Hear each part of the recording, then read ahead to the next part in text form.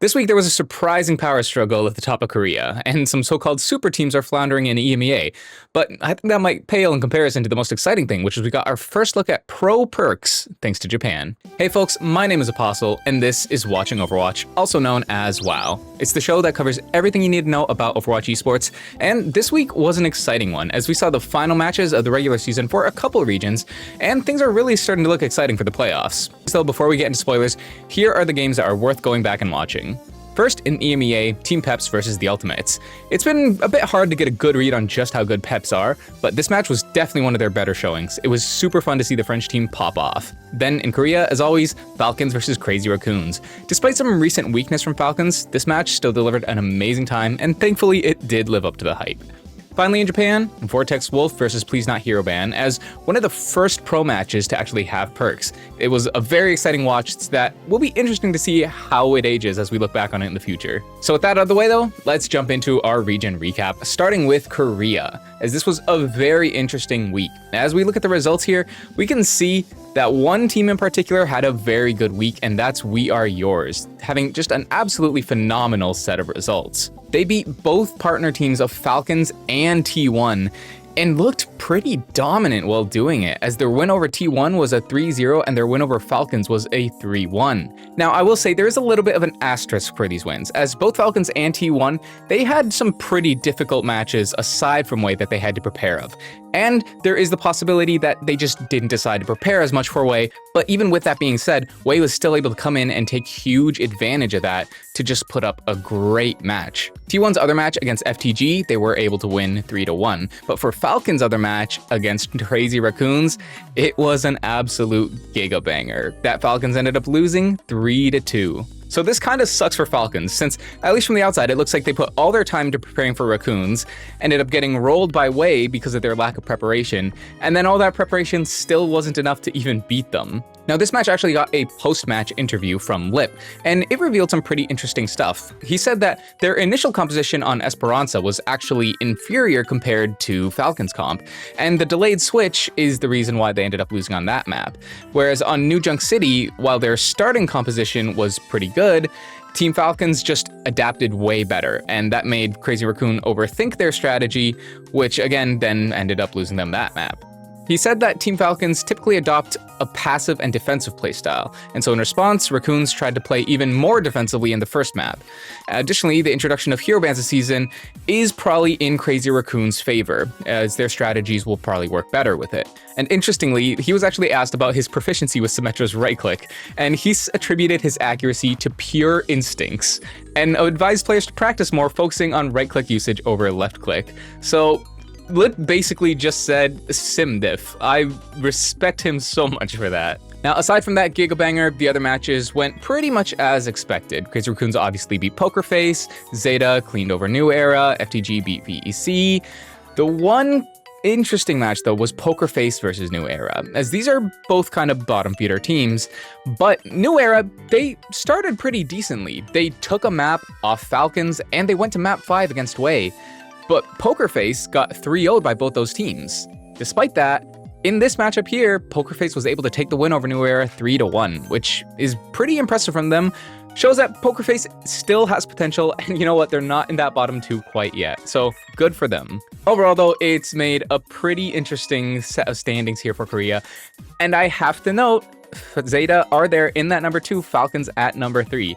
Now, if you ignore my power rankings video that I made, you could actually say I might have predicted this. I'm not saying I did, but I'm not surprised. That's all I'm saying. Now, moving on to our next region in Asia, we have Pacific.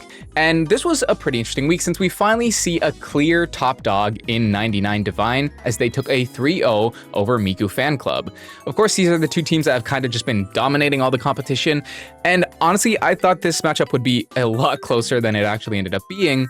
But it just goes to show 99 Divine, they are there to win. Like, they had a pretty successful season last year, And this time they're looking to take that even farther. So gotta respect that, and I'm definitely looking forward to seeing how they can compete with some of the other big names. As for the other Pacific teams, there's not really too much to talk about. Trap 12, they've continued to fall even farther now after losing to Monster Gear Gaming. Menggong, they continue to actually look surprisingly solid. I think at this point, with a 3-0 win over Anticodium, they've solidified themselves in that top half of the Pacific teams. So a pretty surprising performance from them, and there might be a lot of potential with those players. As for Fade though, their stocks just continue to plummet as they lost another 3-0 sweep to Full House. Full House, again, looking decent, maybe not quite on the level of those top teams, but certainly not a surprise that they end up beating Fade here. Now, over in Japan, we just got a single day of the regular season matches, and all of them were 3-0s. Inferno 3-0 over Hayabusa, Viral 3-0 over Vortex Wolf, and Lost Never Gaming 3-0 against Insomnia. Now, the reason it was just the single day matches is because their playoffs actually started the day after on February 18th. And this is kind of interesting because we got 2 days of the playoffs and there was a patch day in the middle of them. We got 2 matches on that first day. First, Lazuli versus Inferno, which was a 4-1 for Lazuli. Not super surprising. Inferno did put up a good fight, I will say. They've kind of flown under the radar among the Japanese teams, but they actually did look solid against Lazuli, who may be one of the top dogs, right? And the other match of the day was Niam Gaming versus Insomnia. Insomnia, they have kind of been struggling throughout the season, we'll say. They just barely made it into the playoffs in the first place. So again, not too surprising that they lost to Niam Gaming here, who've just been looking incredible. But the real interesting stuff happened on day 2, because day 2, the perks are out and they were in the game from the very beginning. Now we got 2 matches here. First, Viral versus Aplom Tiger. Viral looked very strong, especially considering their start to the season was maybe a little lackluster. Here they're showing that maybe any concerns were a little overblown, as they looked great, and KSG in particular, with his perks on Orisa, he put on a carry level performance, looked very, very good. The other match, though, is from everyone's favorite team, Please Not Hero Ban, who went up against Vortex Wolf, and they did ultimately lose in a 4-0, but Please Not Hero Ban kind of got nerfed a little, I think, as they actually didn't have Catlight in, who is their sim OTP. Now, despite that, I think they still put on a great showing, especially from a viewer perspective, because these are all hero-specific experts, right? And getting to see them use the perks, it was really fun to see. I think they showed maybe not the full potential, as obviously they only had like 1 day, right? But seeing what they used, the perks they picked, and how they used them, it was really fun to watch. And it'll be interesting to see if maybe they got the read right on their first try, or if their decisions will continue to evolve as we learn more about perks and how they work. Overall, though, Japan is going to be moving to the semifinals with Lazuli versus Viral and Niam Gaming versus Vortex Wolf. 2 matches that I really expect to be very close. These 4 teams should all be on roughly the same tier. We saw Vortex Wolf go to a map 5 against this team before, so I should mention also that all these matches are best of 7, so we could see a full map 7 game if these guys go all the way, and that's super exciting. Over in North America, I'm not gonna lie, we had a little bit of a boring week again. Shout out to Amplify though, as they did get their one. They do have a talent for just getting that one map there against all odds. Unfortunately, it was still a 3-1 in favor of Timeless, taking that win. But Rad also took a map off Spacestation Gaming. And this one, it wasn't so much the way Amplify does it with their just kind of crazy off-meta comps.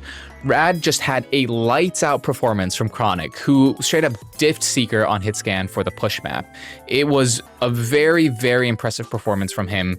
If he can keep that up, I think there's no doubt he's going to be considered one of the top Hitscans in NA. He's already pretty close to that level, but this just really sealed the deal for me. He looked absolutely incredible. Even in the match Rad had against Timeless, there were several times when he was just finding picks that should have been borderline impossible, but he found a way. Aside from that though, like I said, just 3-0s across the board. Nightmare cleaned up Avidity and Shikigami. Timeless did take the wins over Amplify and Rad. Team Liquid cleaned up Amplify, didn't even give them the one. And then Avidity just clearly beat Shikigami, which kind of points to there being 3 very clear tiers there in North America. You have like your 4 top dogs, right? Liquid, Spacestation, Timeless, Nightmare, they made that circle of suck on the very first week. They're all very close. Then you have Rad and Avidity, they're kind of in the middle, which arguably there should be a tier break in between there as well, since Avidity did kind of shut down Rad really hard in their match. And then you have the bottom teams of Shikigami and Amplify. I will say it's interesting that Amplify has been getting better map results against some of the top teams than Shikigami has, despite the fact that Shikigami did beat them in the head-to-head. So I'm not really sure who's the better team between those two, but either way, definitely a step below all these other teams I mentioned. Now, moving on to EMEA, aside from the Ultimates matches, these were also just stomps across the board. Sakura lost both their matches without winning a map against Twisted Minds and OWCS. Vision got stomped by Gen G. Virtus Pro stomped Twisted Minds. The few close matches that we did get were actually from the Ultimates, though. Their first match was against Team Peps, which ended up being a Map 5 win for Peps, 3-2 in their favor, and it was a reverse sweep, which was super impressive from them. Peps are genuinely looking so solid at this point, as Icenom diffed KSA. Kai and Kev, they weren't having a good day, but still, Ken and Exodial, they were just they didn't have any problem taking those matchups and coming out on top, and FD-God kind of cleared Faith. What makes this one even more impressive is that apparently Exodial actually had an injured wrist, but despite that, he was still definitely the better player compared to Kai. As good as Peps looked though, you kind of have to start looking at Ultimates and ask, what is going on here? Like, are these guys frauds? Are they washed? It's hard to say. Kai is just really looking silent, especially compared to the performances he used to have. It's not showing up here these days in matches where it really needs to be shown that he's still got it and that he's still a top tier hit scan. The backline as well, we haven't been seeing Twilight much. I'll touch on that in a second. But Skyreaper and Faith, they just don't look amazing. There's not a lot of synergy. There's not a lot of playmaking there. They're just kind of there. And KSA, I'm not gonna lie, he's looking way worse than Chase. And that's bad because Chase is not getting played. Despite it having so much potential, he's not being subbed in nearly enough in my opinion.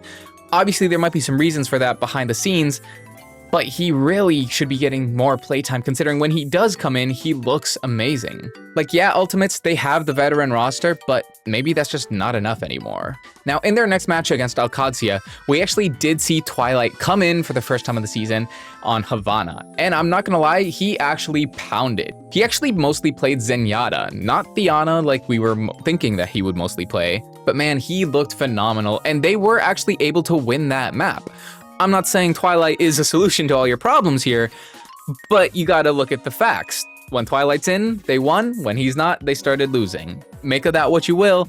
Either way though, I'm just happy to see my GOAT still got it. Like, I can't complain, he got his one. Now, as for Peps though, coming off that reverse sweep, their next match was against Virtus Pro, and that was a stomp for Virtus Pro. Virtus Pro are just looking way too good.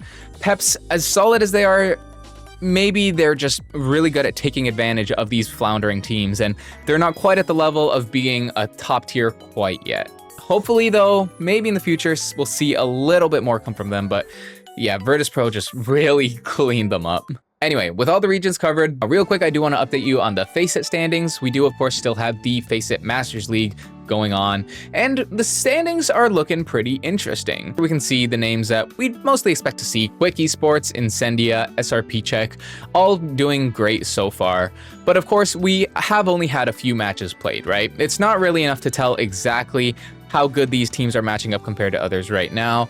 I will say though, Diampero, a little lower than I would expect it. I would have had them at that top spot, especially considering that they performed really well in the OWCS qualifiers, only losing that close match to Vision. I'm sure though that, again, like I said, the only reason they're that low is because we've only had a couple matches played so far, so we'll hopefully see a lot more movement in the next few weeks. Over in North America, things are a lot less surprising here. Standing at the top, Supernova, exactly where we'd expect. Of course, Supernova is the former Dreamland team, which I think was definitely upset by not making it into OWCS, so they're putting on a great performance there in the FaceIt Masters League, and we do see a few more familiar names: Dildux, Tanuki Esports, Nightmare Rotation, all making up part of that top 8. It's definitely interesting though that I think while Supernova is a clear top 1 there in the FaceIt Masters League, the second place team I think is really up in the air right now, especially because so many of these teams, with a couple exceptions, are a lot newer teams. They've only been around maybe since the start of the year, and it's a bit hard to get a read on exactly how good they are compared to some of the teams that we've seen around for a longer time. So I'm definitely going to be invested to see which of these teams is actually going to be able to prove themselves as being one of those top teams here in North America. With that out of the way though, let's look ahead and see what is coming up next, as we do have some pretty interesting things. First, I'm going to actually jump far into the future as we have to talk about OWCS China. Of course, the game has officially released there now, and we do have dates for what the OWCS China season is going to look like.